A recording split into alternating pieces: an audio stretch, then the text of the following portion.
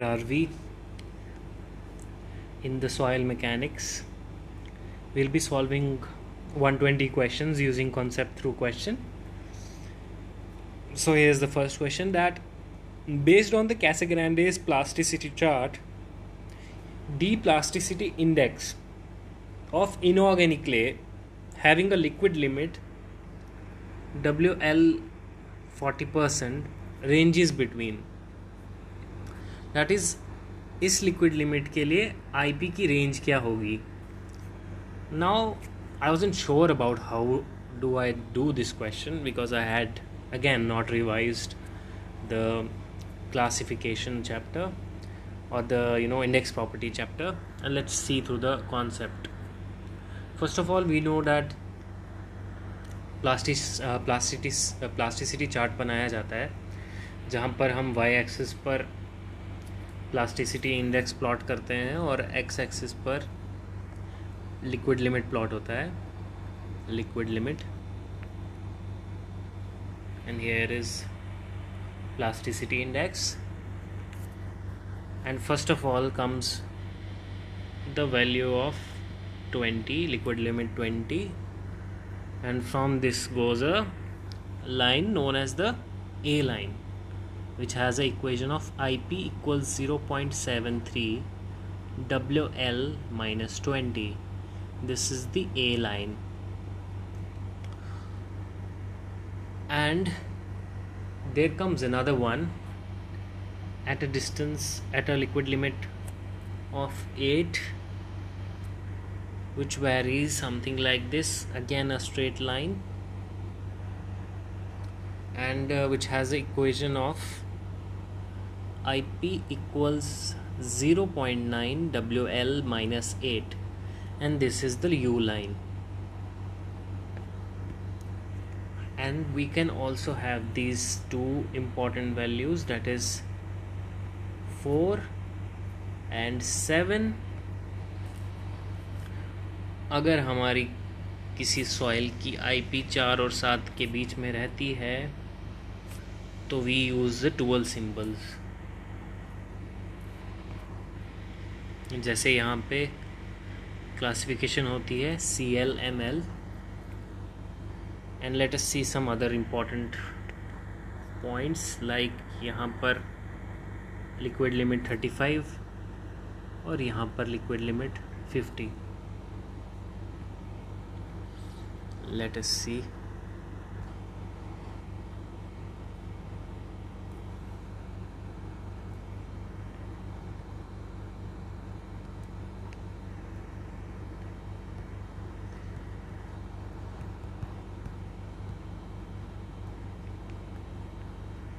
Let us see.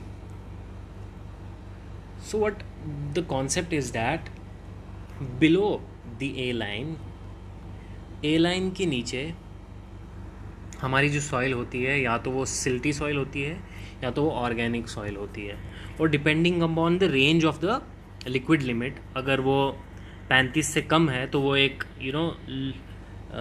Low compressible soil है, अगर वो 35 से 50 के बीच में है तो वो एक इंटरमीडिएट कंप्रेसिबल सॉइल है, और अगर वो ग्रेटर देन 50 की लिक्विड लिमिट रखती है तो that is a high compressible soil, because liquid limit is directly proportional to the compressibility of the soil.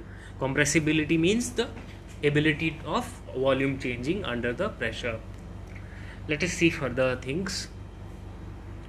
तो हमारे पास यहाँ होता है M silt या फिर ऑर्गेनिक सॉइल, O यहाँ होता है M या फिर O, और सफिक्स में आता है, यहाँ पर आता है ML, यहाँ पे आता है OL, यहाँ पे आता है I, यहाँ पे भी आता है I, यहाँ पे आता है H, और यहाँ पे भी आता है H.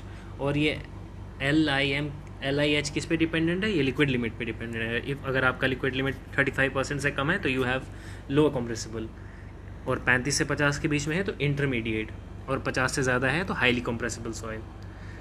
So below the A line you will have either silt or organic clay, okay, and above this you will have clay, that is C and C. ठीक है. Above the A line. और क्योंकि liquid limit की range यहाँ पे भी follow होगी, तो will have CL, we have CI, we have CH. We also have to keep this thing in mind that no soil is found above the U line. और in case calculation के time किसी soil का IP U line से ऊपर आता है तो we will discard that result. हमें फिर से वो रिजल्ट करना होता है अगर साइड पे भी ऐसा हो। So these are the concepts. And यहाँ पर हमारा आएगा ML, यहाँ पे भी हमारा ML आएगा, ठीक है। So let us see now. हमारे क्वेश्चन में हमें इनऑर्गेनिक क्ले की प्लास्टिक लिमिट दी हुई थी, सॉरी लिक्विड लिमिट दी हुई थी, that is liquid limit was given as 40%। और क्वेश्चन पूछ रहा था कि इस सॉइल की प्लास्टिक इंडेक्स का रेंज क्या होगा। तो डैट मीन्स 40% कहीं यहाँ कहीं होगा liquid limit.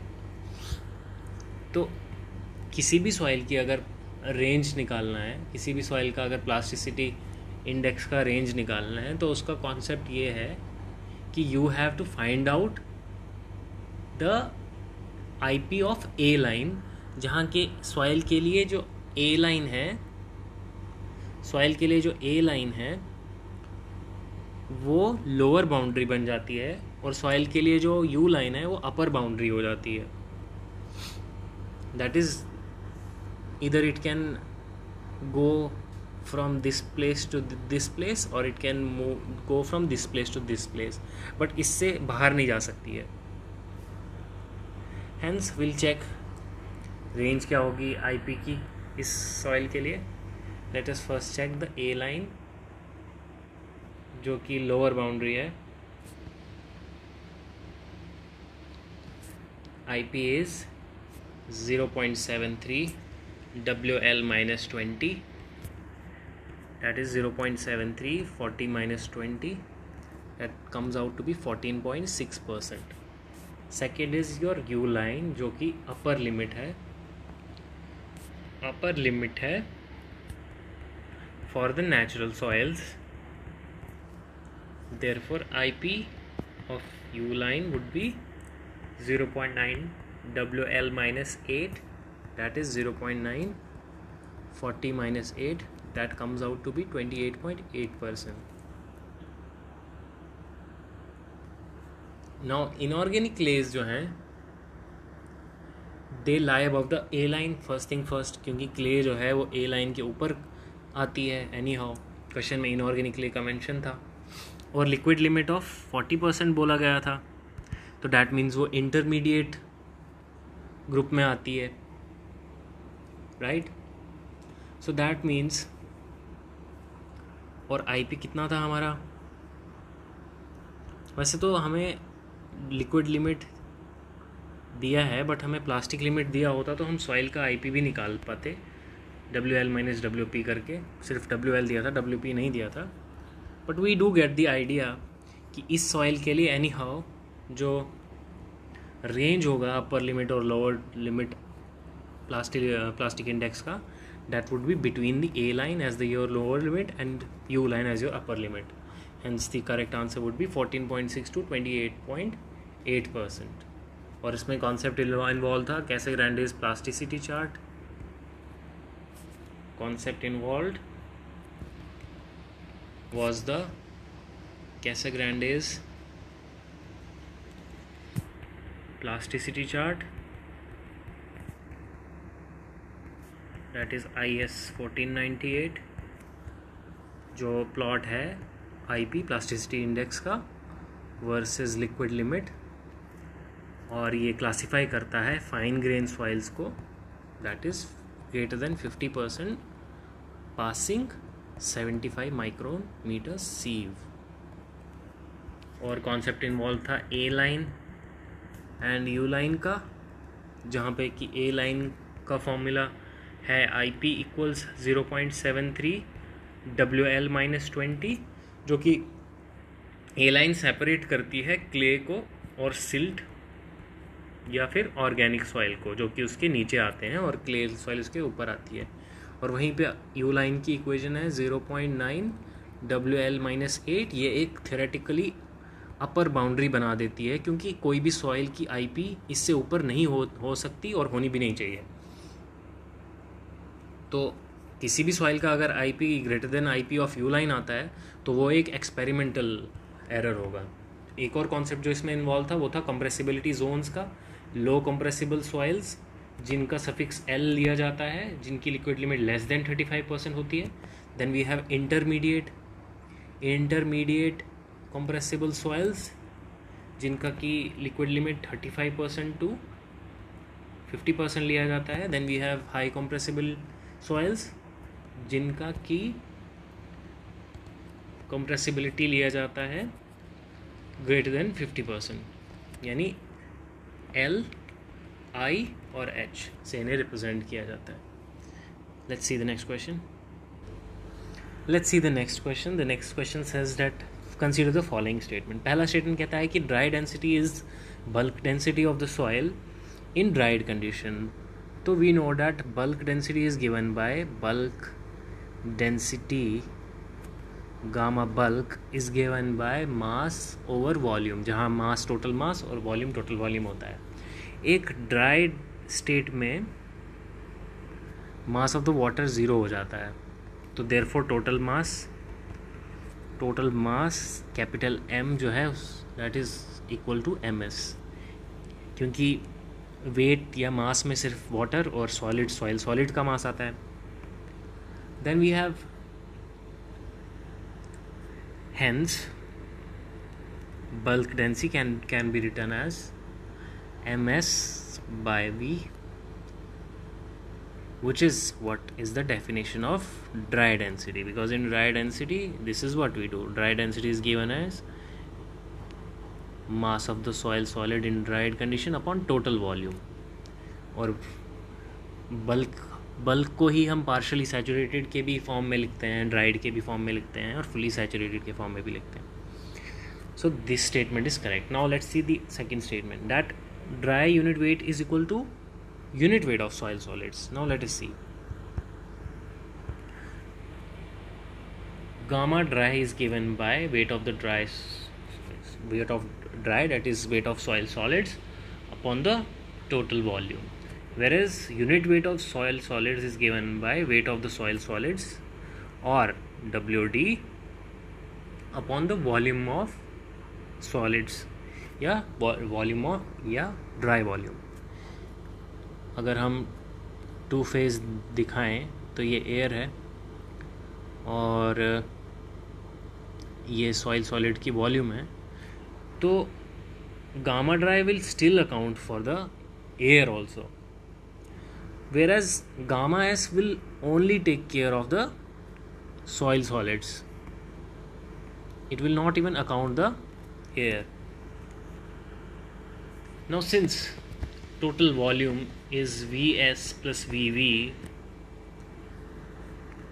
therefore gamma D जो है हमेशा कम रहेगा गामा S से, क्योंकि V is greater than Vs। तो ये वाला टर्म ज़्यादा बड़ा है, ये वाला छोटा टर्म है, तो ये चीज़ इंक्रीज़ कर जाती है, बल्कि ये चीज़ कम हो जाती है। हेंस ये स्टेटमेंट कहना कि ड्राई यूनिट वेट बराबर है तो ये गलत वेट है। Gamma D is not equals to gamma S. Then comes that for determination of water content of all types of soil the oven temperature is 105 to 110 degrees. नहीं, सारे types के लिए ऐसा नहीं होता है। ओवन ड्राइंग जब हम करते हैं, in oven drying what do we have is that standard temperature 105 to 110 degree centigrade for 24 hours is given, but only for the inorganic soils. और अगर सॉइल हाई ऑर्गेनिक कंटेंट करती है तो we give the maximum temperature up to 60 degrees, ताकि oxidation ना हो जाए for the organic soil. और अगर जिप्सम होगा तो 80 degrees for soil with gypsum content, ताकि जो है loss of water of crystallization ना हो,